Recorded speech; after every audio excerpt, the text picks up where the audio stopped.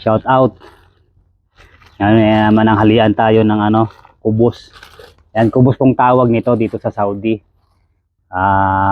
Mga OFW lang karamihan nakakaalam ito kung anong klaseng pagkain, nakakatikim ng ganito. So, shout out sa mga sa mga ka-OFW. At kakain tayo ng mananghalian tayo ng kubos. So, siyempre, gaya nating mga mabababa lang yung sahod. So, itong special po natin tong pagkain, kubos. Yan.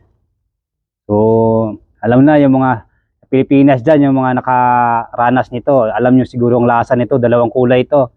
Isang maputla, tsaka isang medyo brown.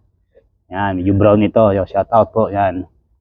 So, dito tayo sa katapos lang natin magtrabaho dito sa sa site. So, marami tayong trabaho. Yung matabang yung lasa niya eh. So, yung talaga, kailangan natin magtipid. At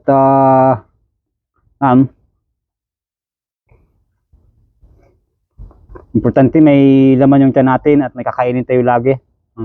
Ano pala, naalala ko yung mga tawag ito. Tear off dyan ha, sa Pilipinas ha. Oy, wag naman. Nawawa naman. Kakain kayo ng masarap dyan, tapos i-clear off nyo sa pangalan ko. Ako magbabayad. Samantala ako, kakain ako ng kubos dito. Yan. Shout out sa mga kaibigan natin dyan na gusto pang mag-abroad.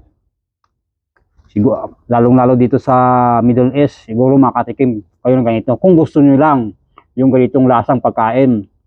Kasi, ito, nakukuha ko to, yung mga OFW dyan, alam nila yan, yung manggaling sa Saudi. Ito nakasabit sa gilid ng basurahan. Yun ay simple pinagsawaan na nila yan, sasabit sa basurahan, kukunin ng gustong kumain, para tipid, mga walang ganong maraming pera, lang magtipid, yun. Kukunin namin ito sa may nakasabit sa gilid ng basurahan at kainin namin kasi pwede pa yun.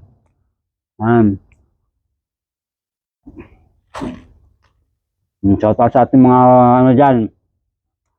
At maraming salamat. Nakita nyo ko ulit, matagal-tagal na tayo hindi nakapag-vlog.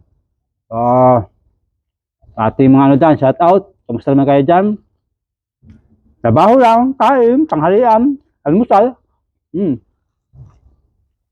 Matabang naman talaga siya, pero ganun talaga.